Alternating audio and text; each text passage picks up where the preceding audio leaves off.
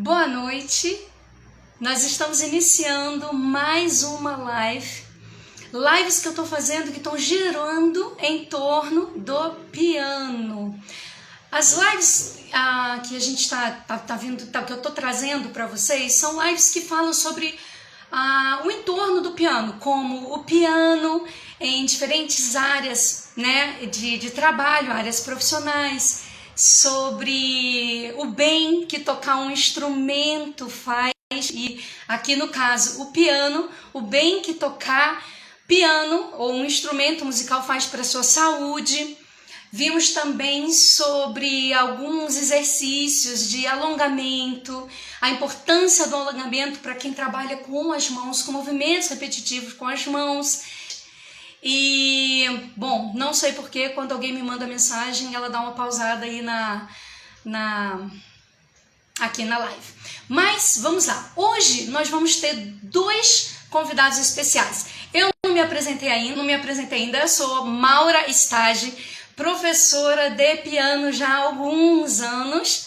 E hoje nós vamos falar sobre uma área do pianista, né, na vida do pianista, que a gente não costuma muito dar atenção, prestar atenção nisso, que é o piano como um instrumento de acompanhamento, como um instrumento acompanhador. O piano, ele é um instrumento completo. O piano ele já faz tudo sozinho, né? Olha quantas notas tem o piano. Então ele já consegue fazer bastante coisa sozinho. Só que o piano também é um instrumento maravilhoso para acompanhamento, para dar suporte a instrumentos solistas, como violino, violoncelo, flauta, a própria voz. Então, existem profissionais que são especializados em acompanhar solistas. O que é acompanhar solistas? É você fazer o acompanhamento.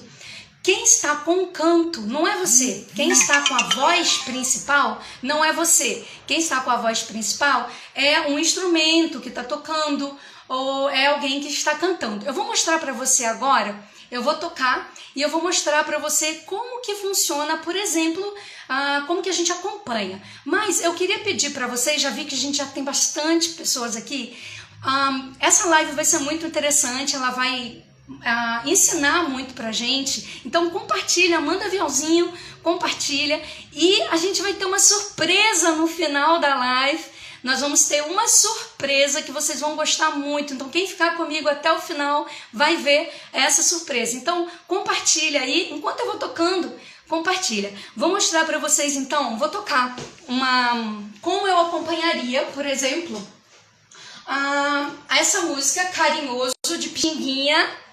Sei que vocês conhecem. Eu vou tocar como um acompanhamento, para vocês verem como que funciona. Presta atenção, vocês conhecem a música, então vocês vão ver mais ou menos como... Vocês vão entender o que eu estou falando. Então vamos lá.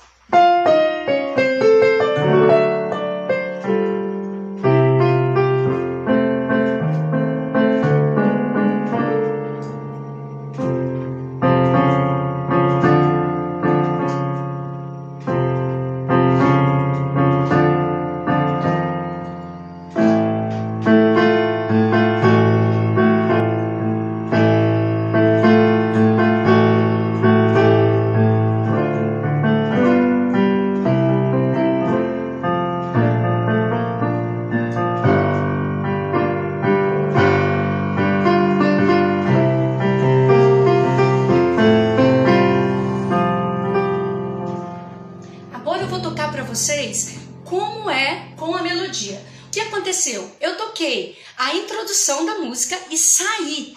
Deixei o solista cantar, o solista tocar. Então agora eu vou tocar para vocês eu fazendo o piano, fazendo a melodia, que a gente conhece a melodia que tá em... A gente conhece...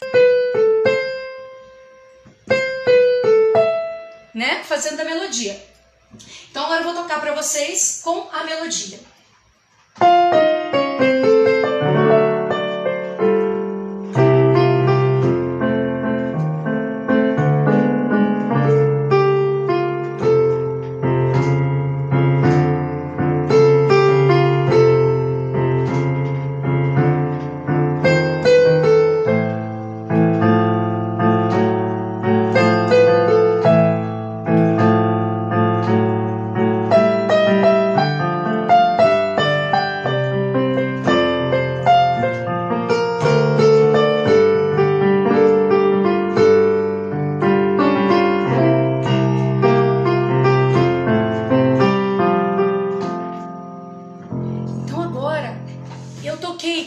melodia, ou seja, eu não precisei de ninguém estar comigo ali para tocar, para fazer o canto, para fazer a melodia. Então, vocês entenderam assim a diferença do quando eu toquei como um pianista acompanhador, e agora como eu toquei como pianista solista, eu fiz o solo, eu fiz a melodia da música. Então agora a gente vou chamar os nossos convidados especiais, né?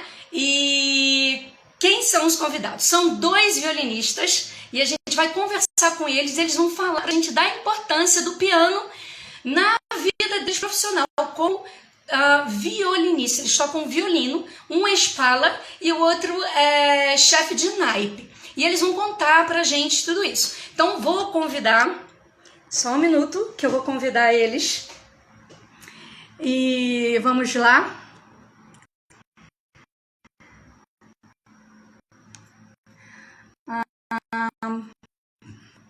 Isso.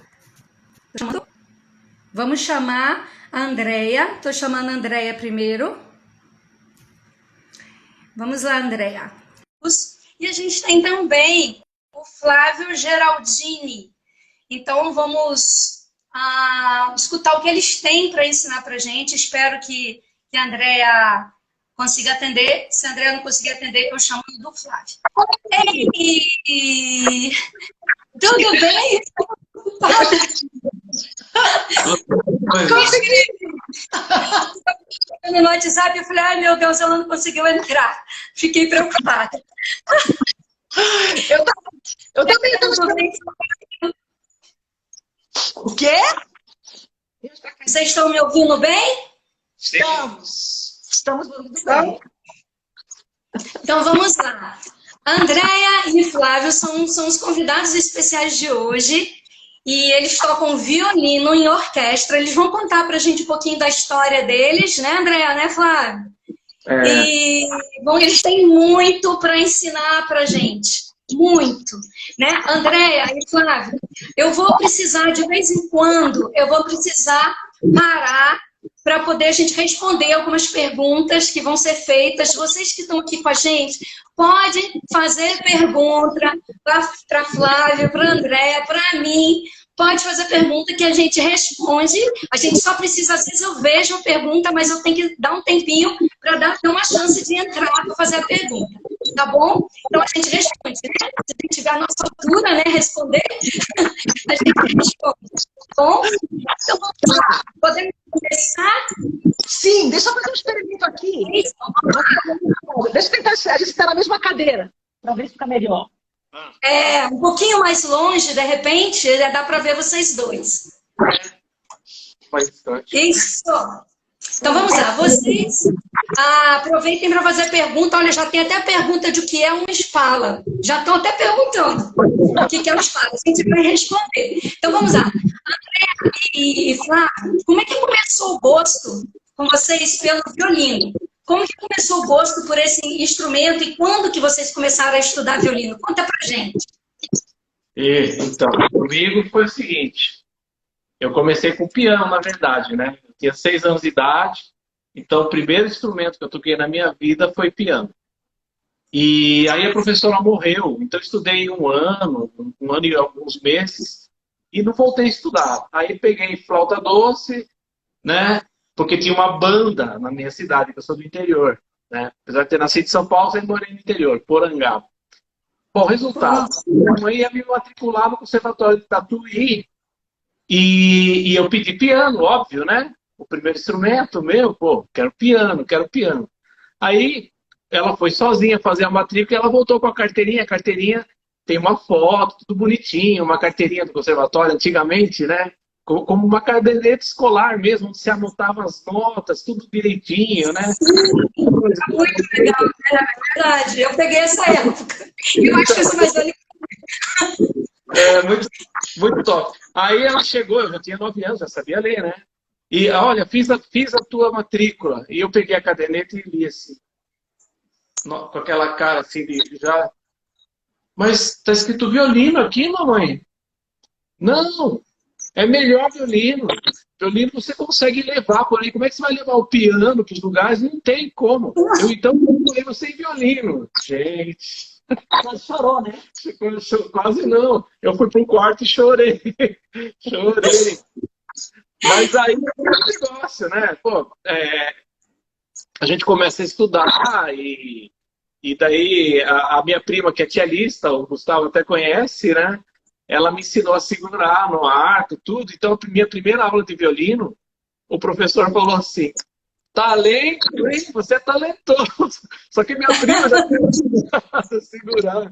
Não teve jeito, ficou. Pronto. Ficou no violino. Ficou.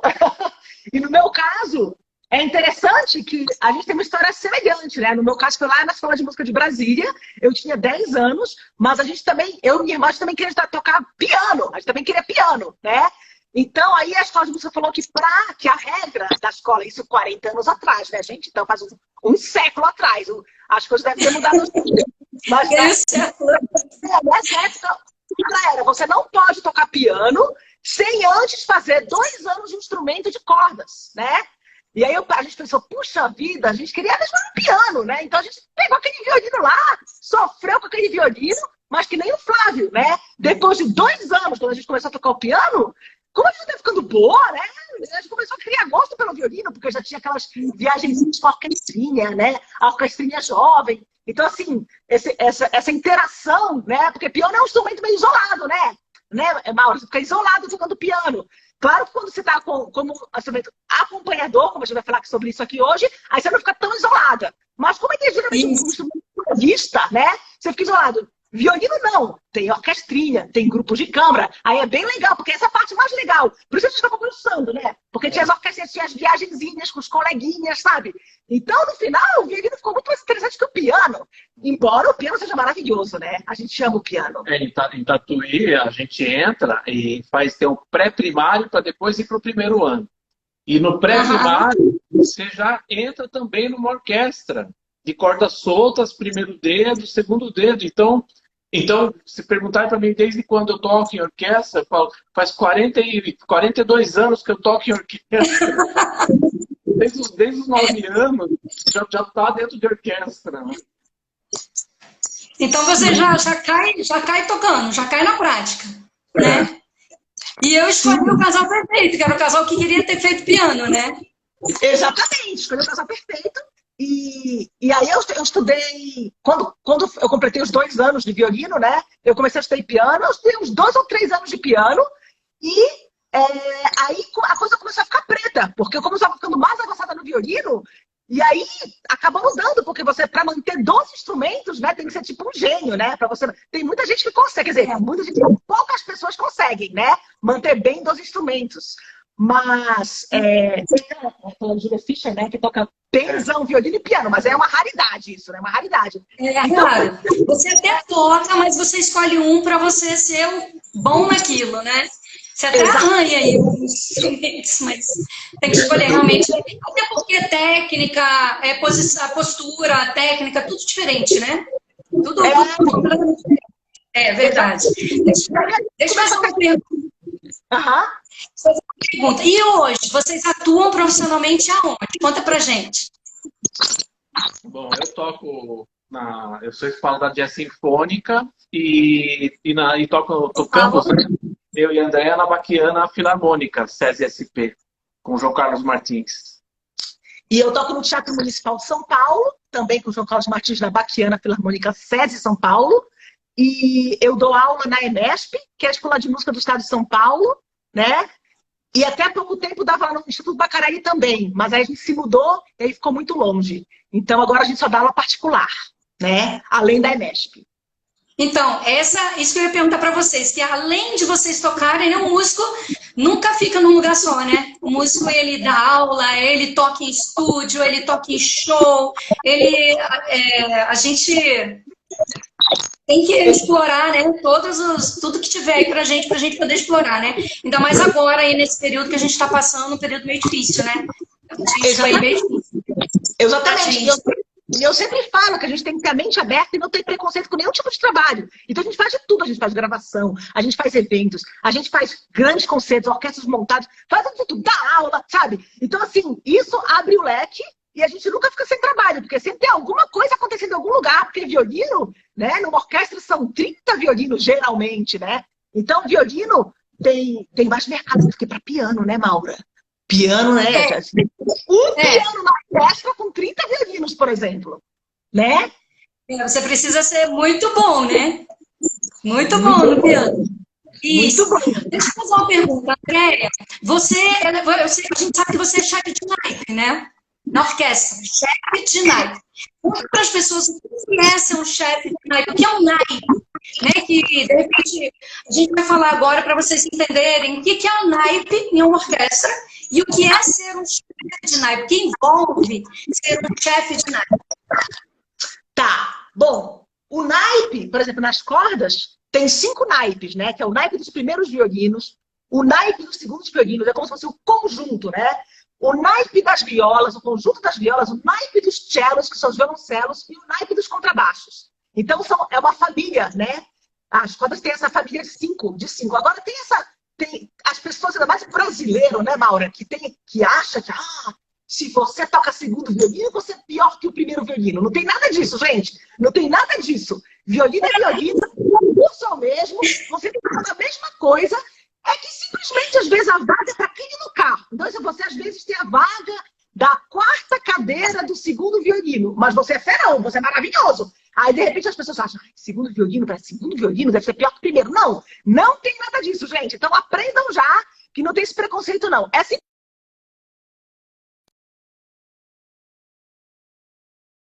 Tem 4 vozes e todas são importantes, né? Se você tira uma, aí a música já não vai ser a mesma, né?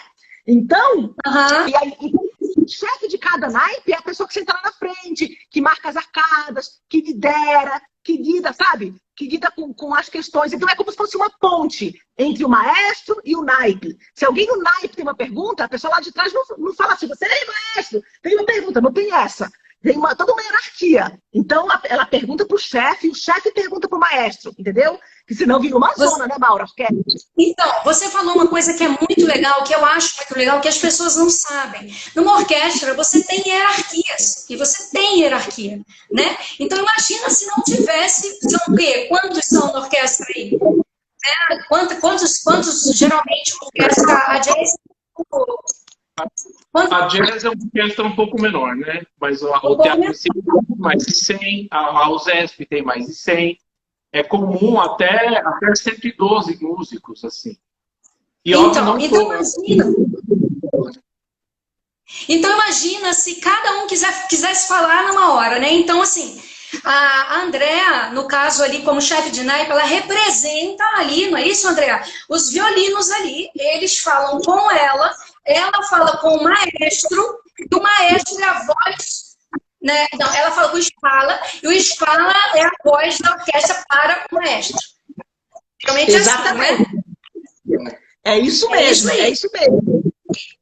Então, e agora a gente vai ver qual é diferente chefe de naipe e Spala. Vamos lá, Flávio. Agora vamos para a pergunta feita lá no início da live. O que é um Spala? É diferente chefe de naipe e Spala, Flávio? Bom, o Spala é uma palavra italiana, né, que significa ombro, né? E aí, eu não sei o porquê, mas é como se ele fosse o braço direito do maestro dentro de uma orquestra, o Spala, né? E então, uma orquestra sinfônica tradicional, ele realmente tem essa função mesmo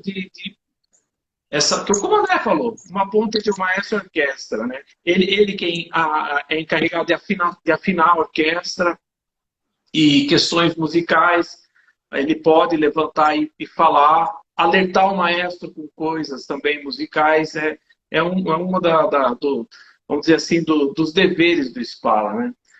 E depois do maestro, o Spala é o mais importante, porque na verdade o Spala só tem um e ele representa a orquestra inteira. Então, por exemplo, o clarinete está lá, os naipes da clarineta, os naipes de trombone, que tem uma questão, né? E Então, talvez ele queira conversar com alguém antes de falar com o maestro no intervalo, aí vai conversar com o Spala, né? Então, o Spala é aquela ponte de todos os naipes, de todos os chefes, de todos os instrumentos para o maestro. Então, faz parte da hierarquia. Maestro, Spala, chefe de naipe, aí tem os concertinos, que são os assistentes dos chefes, e depois vem o tutti, que são todo o resto, né? Não o resto, porque a gente sabe que na verdade todo mundo lá é importante, a gente trabalha como um conjunto, todo mundo lá é bom, todo mundo passou no mesmo concurso, então tem isso também, né? Não é só porque você senta atrás que você é pior do que sentar na frente, também não tem nada disso. E geralmente, assim, na jazz eu sei que é revezado, né? As pessoas revezam, né? O assento, senta na primeira fileira, na segunda, né? Vai revezando, né? A organização na jazz tá um pouco deficiente, né? A gente já cobrou esses cargos de concertino, ajudante de chefe de naipe, né? Mas ainda não acontece. Então tem o Spala e tem os chefes de naipe. Isso tem na jazz. Aí, para que não fique onerando uma pessoa só lá na frente, ou seja, porque não tem um salário diferenciado, a gente fica girando as pessoas. Para não sobrecarregar muito. Para não sobrecarregar. Mas o ideal Não sobrecarregar muito. Uma orquestra.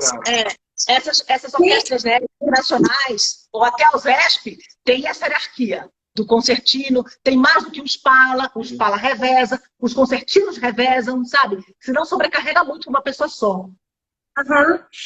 A gente já vai falar sobre o piano aí nesse meio todo, né? Só para fechar aqui, a gente conversou que tem o primeiro violino e o segundo violino. Eles tocam coisas diferentes.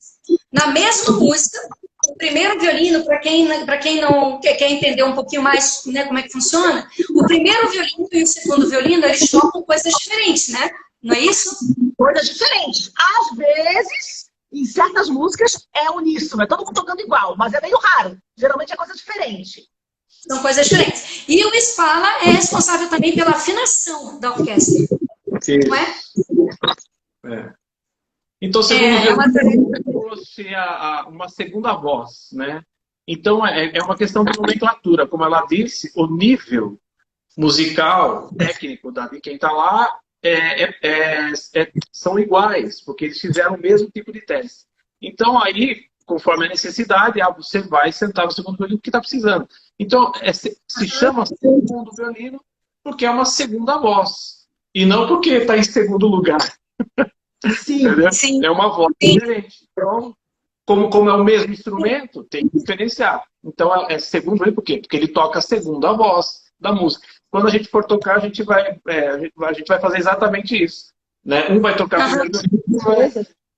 Você está contando a surpresa, não conta a surpresa. Nós vamos ter uma surpresa no final dessa live. Quando a gente toca na orquestra, você está entendendo? Entendi. Vamos lá. Vamos mudar de assunto. A Ana Beatriz falou que foi assim, um prazer tocar com vocês, que ela cantar com vocês. Ela comentou aqui. E a minha mãe está comentando assim, que casal maravilhoso, que Deus os abençoe. Né? Então, você falou sobre a importância que aqui no Brasil a gente realmente tem essa ideia de que estar fazendo o segundo é menos importante. No caso do piano, que acompanha, por exemplo, um violino, que está fazendo canto, ou acompanha um cantor que está cantando.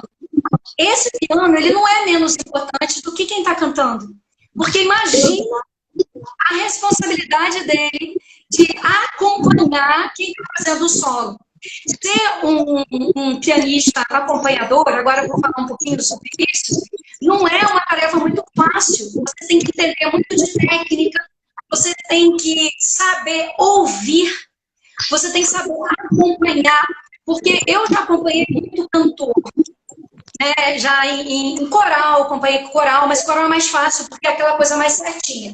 Mas quando você acompanha cantor, é muito difícil acompanhar cantor. Porque ele tem as paradas dele lá, ele para, aí ele entra a hora que ele quer, ele não respeita muito, né? Ele tem todo, né? Ele coloca a emoção dele ali. Então, assim, aquele rapazinho quadradinho que a gente está acostumado, né? Tocando sozinho, tocando com outro conjunto e tudo. Então, a gente tem que estar atento, porque de repente o canto entra, né? Ou de repente ele para, e você tem que parar. Então, você tem que estar, saber ouvir, saber acompanhar, ir junto. A palavra acompanhar quer dizer ir junto, fazer companhia, né? Então, assim, precisa entender de harmonia, né? E uma coisa que é muito legal e para mim, eu fico assim, eu não sei se eu saberia fazer isso. Os pianistas que acompanham, por exemplo, concurso, que tem que tocar para não sei quantos, por exemplo, os violinos que vão fazer concurso, o pianista tem que acompanhar. Muitas vezes ele está vendo a música pela primeira vez. Ele está ali com a partitura para ele ler, isso a gente chama de leitura à primeira vista. Ele vai ler e ele vai acompanhar o violino que está fazendo o canto. Ele tem que acompanhar de primeira, não é isso?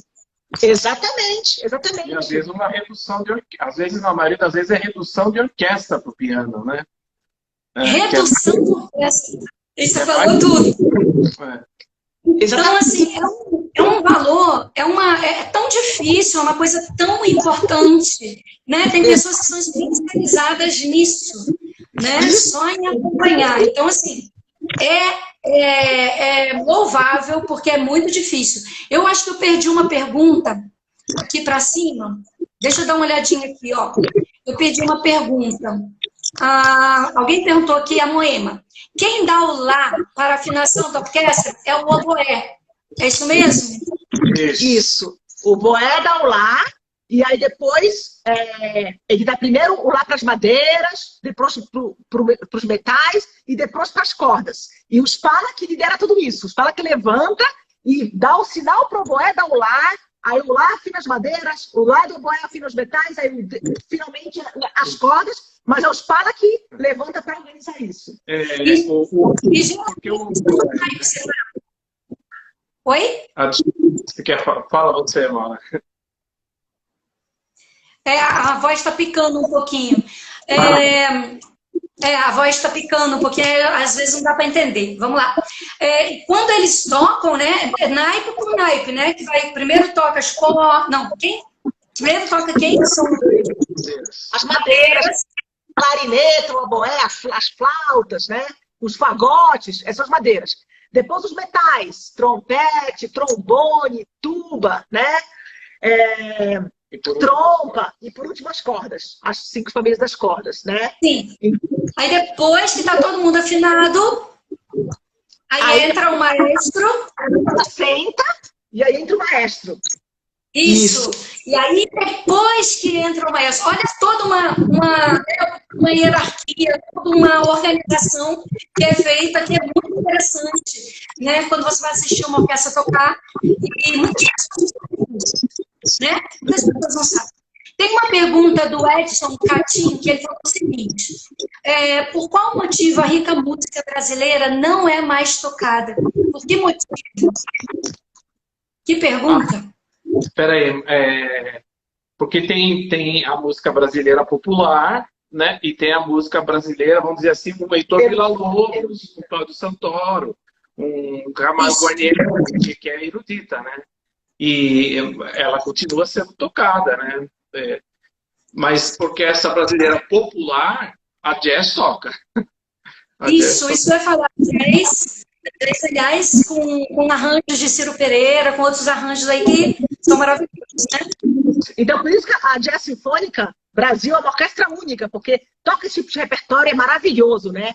Mas se o amigo Edson Catim, se ele quer dizer a música erudita, é porque é aquela mania de brasileiro, né, Mauro? Da Maura, de apreciar mais o que é de fora, né?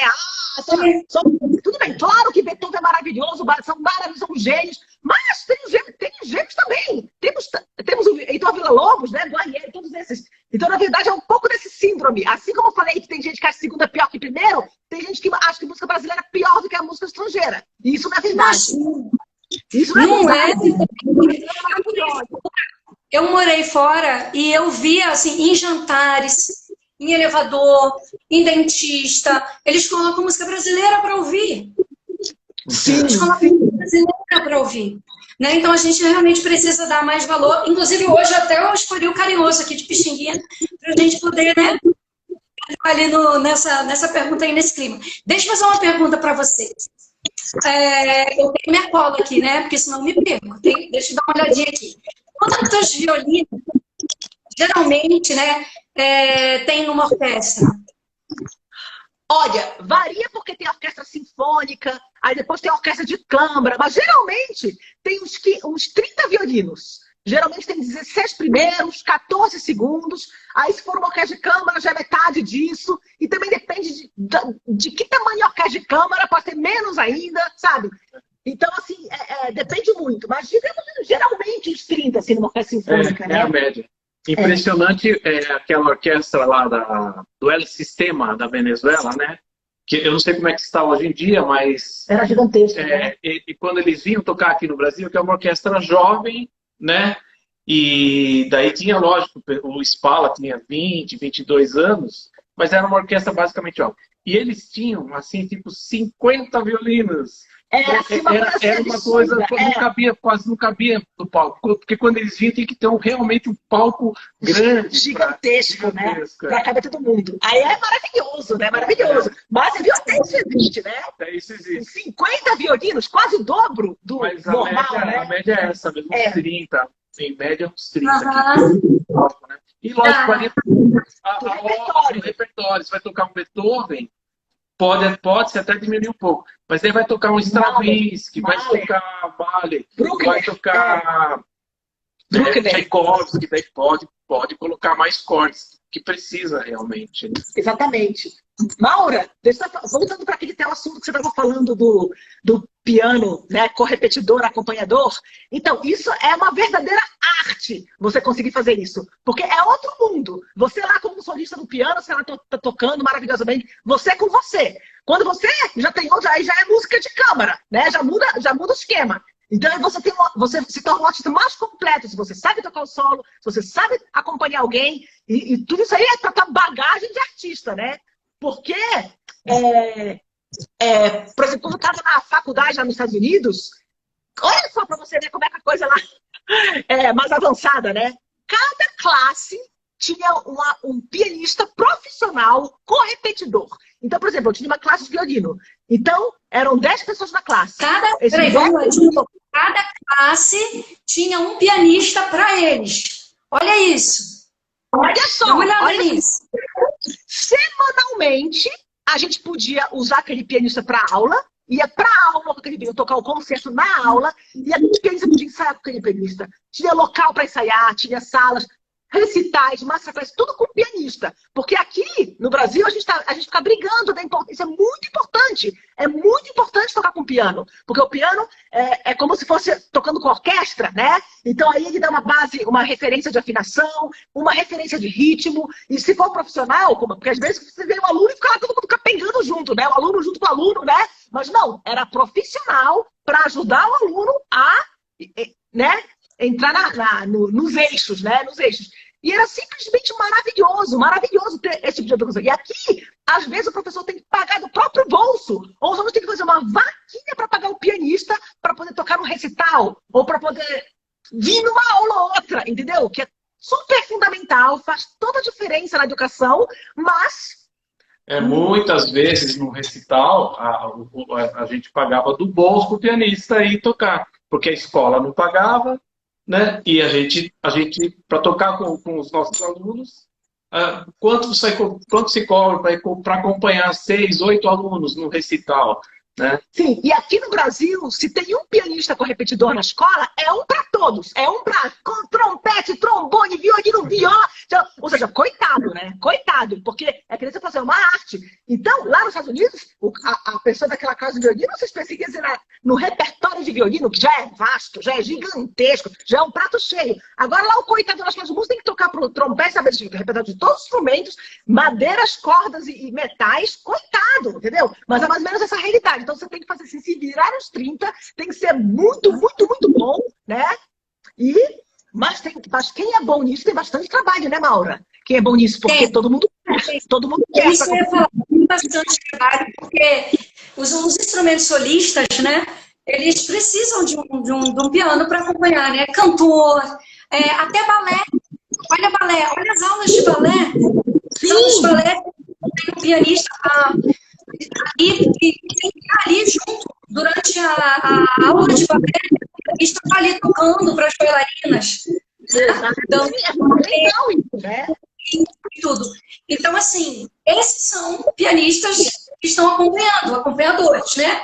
Olha só, tem alguém insistindo aqui para a gente colocar fone de ouvido para melhorar o som. Eu não sei se, como vocês são vocês dois, eu não sei se daria para fazer isso. Não sei se melhoraria, porque o som de vocês está um pouquinho picado. Espera aí um pouquinho. Né? Eu não sei se, vamos lá, vamos tentar. E deixa eu dar uma olhada aqui. A Daniela escreveu: dependemos muito de pianista para acompanhamentos. É um bom campo de trabalho. A Daniela toca violino também, né? E realmente é um bom campo de trabalho para quem toca piano. Então, só para algumas pessoas entraram aí no meio, na live, hoje a gente está falando sobre o piano como instrumento de acompanhamento. O piano, ele pode ser um instrumento solista, porque o piano, se você olhar quantas notas tem o piano é um instrumento completo. Ele consegue tocar quase que uma orquestra, que é o piano todo, fazer as vozes, fazer tudo, né? Mas o piano, ele não atua só como um instrumento sozinho, ele não toca só sozinho. Ele pode ser um instrumento de apoio, um instrumento acompanhando. Ele sai ele tira a melodia, ele deixa a melodia por conta de quem ele está acompanhando. Essa melodia, que é o canto, pode ser cantada, pode ser tocada, e ele só acompanha, fazendo harmonia, fazendo complemento, fazendo ritmo. Então é sobre isso que a gente está conversando hoje. Vamos lá. Vamos ver se tem mais alguma pergunta. Gente, ainda não. Então deixa eu olhar aqui minha cola, porque tem mais uma pergunta. Enquanto vocês vão fazendo aí, eu tenho mais uma pergunta. Olha só, nós temos uma surpresa no final dessa live. Fica com a gente até o final, porque a gente tem uma surpresa aqui com a André do Flávio, né, André? Temos uma surpresa. Deixa eu falar uma coisa para você, enquanto o Flávio tenta fazer a gambiarra aqui do fone de ouvido. Vamos ver se dá certo, né? Mas eu queria falar para você um negócio. Quando a gente faz concurso de orquestra, sabe? Às vezes, o concurso de orquestra para a gente tocar o nosso concerto de Mozart. Depende do concurso, né? Tocar. Como é que tá o som agora? Dá pra ouvir? Melhorou. Melhorou? Melhorou. Muito. Ah, que bom. Que bom. Ui. Ah, então tá. Sabe que outros lives que eu fiz já pediram isso, esse negócio do fone de ouvido. Então agora eu já sei que é fundamental, né? Já sei que é importante colocar esse fone de ouvido. Ele já está pedindo isso já tem um tempo, tadinho. O Edson já está pedindo isso já tem um tempo, lá no início. Ele está pedindo, por favor, coloca o fone de ouvido. Meu Deus! Só que a gente está falando aqui, não né? Ver. Mas vamos lá. Pode falar, André, eu estou escutando. Então, em alguns concursos de orquestra, que eles dão a opção de você tocar seu concerto, que geralmente pode ser de Mozart ou um romântico, com ou sem acompanhamento de piano, eu nem penso duas vezes. Eu simplesmente... Porque tem gente que fala, prefiro tocar sozinho, não vou deixar pagar pianista. Gente, mas faz tanta diferença na música. O pianista inspira tanto a gente. A música fica tão mais completa com aquela harmonia, com aquele apoio rítmico, aquele apoio harmônico. É tão maravilhoso. Eu não sei nem como as pessoas conseguem pensar em outra maneira. Não, se você tem a chance de tocar um concurso, um concerto, recital, qualquer coisa com o pianista acompanhador, com o repetidor, é tudo de bom, é maravilhoso, a música fica perfeita. E porque não vai falar do violino? Não, né? Faz muita diferença. Eu acho o piano máximo, gente. Eu só não segui porque não dá pra. Né? É muita coisa para uma pessoa só, mas assim, se eu fosse uma super mulher e pudesse seguir os dois, seria maravilhoso. Mas a pessoa, no meio da aula, já que tem a carência de pianista com repetidor nas escolas, eu poderia falar. Aquele Ayrton Pinto fazia isso, né? Falar, eu vou tocar esse concerto com você, meu aluno. E arrasar lá na universidade de violino, tocar com ele lá junto, o piano. Seria perfeito. E tem pessoas que conseguem fazer isso, né, Flávio? Eu tive aula com Ayrton Pinto e ele era um exímio pianista, né? Tanto é que na Sinfônica de Boston, ele tocava violino e quando o pianista se ausentou lá por uns meses, ele assumiu como pianista da orquestra também. Isso de Boston, ou seja, incrível. E era brasileiro, né? Brasileiro. É incrível. E daí, quando lá na Unesp, eram colegas que acompanhavam a gente, né? Pianistas, né? Quando tinha uma sonata, alguma coisa, apesar que tem sonatas, tipo sonatas de Beethoven, está escrito assim, sonata de piano e violino, não de violino e piano. Ou seja, o piano está em primeiro lugar para Beethoven. São difíceis as sonatas de Beethoven. Então não é sonata de violino e piano, é sonata de piano e violino, ou seja. E aí o Ayrton, às vezes a aula virava o Ayrton dava aula. Pode falar. Às vezes a aula virava para o pianista do que para mim, assim, porque o Ayrton começava a falar para o pianista, não, mas aqui você faz assim, você pode fazer esse dedilhado, e daí eu ficava só olhando, pô, e a aula de violino? Não, mas isso é incrível, né, Maura? É tipo o ideal, né? O mundo ideal, se a gente conseguisse fazer isso, né? Seria tão maravilhoso, né? Ia ser maravilhoso. Olha só, o Vicente, ele perguntou assim, o piano pode até ser considerado um instrumento de percussão, dentre outros aspectos. O piano, ele é um instrumento de cordas percutidas, é um instrumento de percussão. Ele é considerado, né, um instrumento de percussão. Por quê, Vicente? Porque ele tem, na mecânica dele, ele tem os martelos que batem nas cordas. O que é um instrumento de percussão? Um instrumento de percussão é todo instrumento que, para fazer som, você precisa bater, você precisa chacoalhar, ou precisa raspar, friccionar, para fazer som. Então, por exemplo, bater, a gente tem pandeiro, a gente tem o piano, que os martelos batem nas cordas. Para, por exemplo, chacoalhar, a gente tem dançar, a gente tem chocalho. Vamos ver aqui agora um de fricção, né? De raspar, reco. Então, esses são instrumentos de percussão. Então, o piano, ele é considerado um instrumento de percussão, de cordas percutidas por causa dos martelos que batem nas cordas. Você tem razão, tá certo. Deixa eu ver se tem mais alguém que comentou mais alguma coisa. Edson falou que melhorou muito a voz, o som melhorou consideravelmente, né? Melhorou muito, o casal muito enfático. Aprender piano hoje facilitou, pois podemos carregá-lo. Olha só, é verdade. Hoje... É verdade, Hoje a gente não precisa ter um pianão, né? Você, para estudar piano, você compra um teclado, não é? Ou você compra um piano digital e você pode carregar, né? Não tem aquela, né? Que a gente tinha antigamente, né? Então facilitou bastante. Exatamente, Deixa eu ver se tem mais alguma coisa que a gente pode falar aqui. O Isaac falou que a sonata de trompa e piano também é mais para piano. Sonata de trompa e piano. Né? A sonata Primavera para violino, de Beethoven também, é dificílima, né, para o piano. Maravilhoso. Todas as sonatas de Beethoven, eu acho que é mais difícil para o piano do que para o violino. Schubert também, eu não sei se Schubert escreve nos títulos sonata para piano e violino, mas que o piano, muitas vezes... Tá ali, muitas vezes não, sempre nas sonatas e nas peças para violino e piano, ou piano e violino, eles têm o mesmo peso. O violino faz acompanhamento o tempo todo, o piano também. Sim, e falando também do pianista correpetidor, né? Tá me ouvindo, Maura? Dá para ouvir?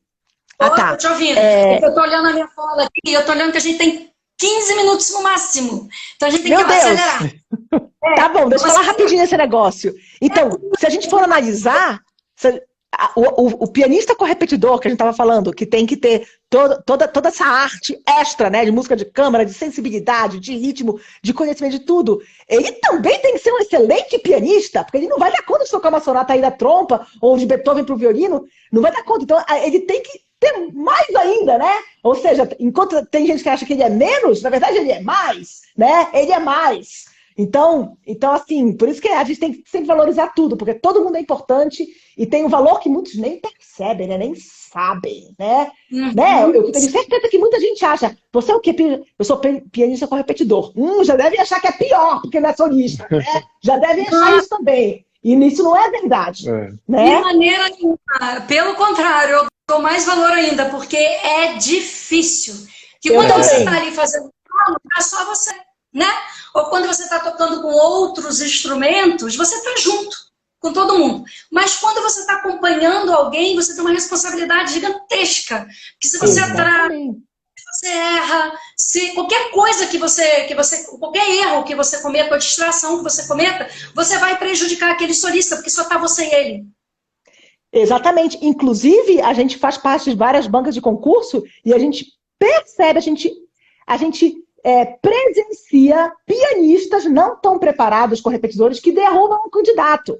Ou seja, em vez que ajudar, eles atrapalham. Se não for bom, derruba o candidato. Se não for bom, tipo assim, na minha classe, quando a gente ia fazer recital, se fosse assim, alguém meio meia boca, os meus alunos, não, professor, a gente não quer aquela pessoa. Aquela pessoa correu, ela me derrubou, ela correu, sabe? Então, assim, só ia profissional de ponta. Porque eu não queria que prejudicar o aluno, coitado. Eu tava lá ralando, sofrendo, sabe? Então, tem que ser gente boa para colaborar mesmo, para ajudar. Porque quando a gente dá aula de música de câmara na EMESP e tem aluno, né, no piano e no violino, por exemplo, você vê que é um trabalho árduo. É um trabalho árduo. Aquele pianista não consegue, ele tá aprendendo mesmo. Tem que ouvir o colega, tem que tocar junto. Então, assim, você vê que é uma longa caminhada, né? É difícil, Sim. é uma longa caminhada. Então você vê quantas coisas um pianista pode fazer, né? Então, ó, vocês dois aí que começaram de pequenininho, que queriam estudar piano, vem estudar piano comigo. Vem ter aula comigo. Que vocês... É verdade, é verdade. Começa a estudar, né? Começa a aula de piano, que vocês vão ver como vai melhorar também o violino aí, ó. Mas olha só, alguém comentou aqui sobre a atividade de balé, né? Que é muito importante para o balé. A gente já conversou sobre isso lá por meio da live lá, sobre a importância.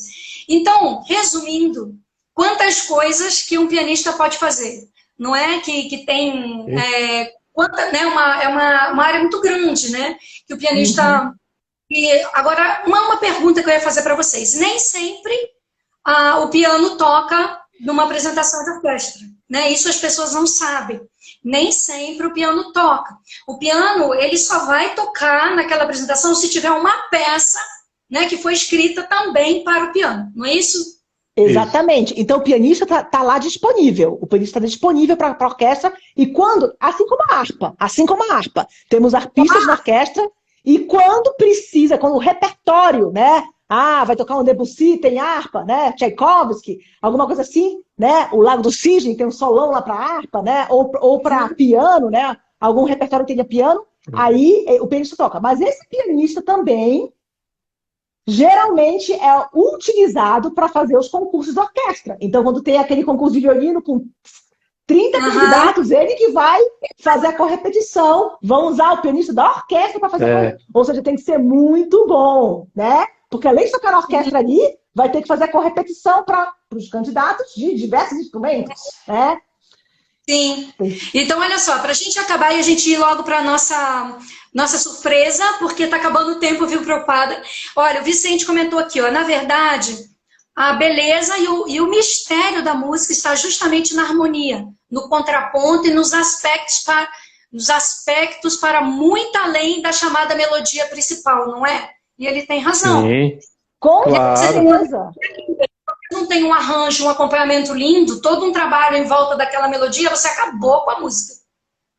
Dá para fazer muitas analogias, né? É como num almoço você comer só o arroz, né? Não tem, dá para fazer muitas analogias, mas é isso aí. É isso aí. Um prato colorido é bem mais interessante, né? Isso. Vamos lá para a nossa surpresa, senão não vai dar tempo. Não vai dar tempo. Vamos lá? Tá bom, vamos lá. Então, olha, gente, posso falar surpresinha? Oi? Posso falar surpresa? Pode falar surpresa. Pode. E então, olha, eu já agradeço muito vocês que estiveram aqui com a gente nessa live maravilhosa. Agradeço muito vocês dois por estarem aqui comigo, por ter dito sim para mim quando eu convidei vocês dois para virem ensinar a gente, porque vocês ensinaram a gente muita coisa hoje. Já agradeço muito, sou muito grata a vocês por esse tempo precioso que vocês deram para mim, que vocês deram para todas as pessoas que entraram aqui, né, que estão aqui com a gente. Tem uns que são fiéis aqui, que estão comigo em todas as lives.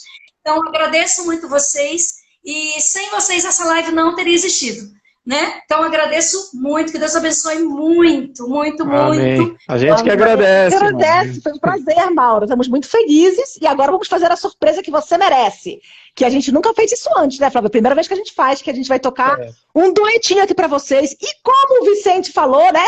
Na verdade, esse Vicente é meu tio, é o tio Vicente, que ele é juiz, ele é compositor, sabe? Ele é um músico de prato cheio, né? E simplesmente a gente vai tocar agora 2 violinos e aquilo que você falou, é aquilo que você terminou de falar, que o tio Vicente falou. Vai ficar um negócio meio mirrado, com esse som aqui, a gente vai ter que tirar o fone de ouvido, né? E vai ficar esse som meio mirrado de 2 violinos magros tocando, sabe? Vamos fazer aqui o melhor. Mas, se tivesse um violoncelo, um piano, sabe? Ia ser maravilhoso, porque ia ter toda aquela harmonia exatamente para rechear, né, a música. Então, vão ser só 2 violinos mirrados, melhor do que um violino mirrado, né? Mas faremos o melhor aqui para vocês, tá bom? Então agora a gente vamos tocar aqui o Largo do Inverno de Vivaldi, tá bom? Para vocês se acalmarem e terem uma boa noite e dormirem bem, tá bom? Beijos, vamos pegar aqui o violino. Peraí. Beijo, vamos ouvir. Vamos curtir. Não sei, acho que ficar também aquela qualidade horripilante, né? Que não é ao vivo sempre tá melhor a qualidade, né, gente? Mas fazer o quê? Mas as pessoas sabem disso, né? O som não vai ser o mesmo como se estivesse ao vivo, tá bom? A qualidade do som não é tão boa.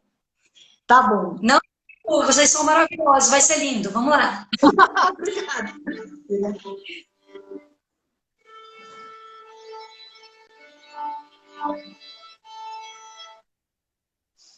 Pronto? Ih, espera aí. Como é que o Flávio vai aparecer? Espera aí. Ó, Flávio. Acho que é só fazer assim. Peraí. Ah. Vamos ver se o Flávio aparece. Vamos ficar meio jamagados aqui. Então, o Largo do Inverno de Vivaldi.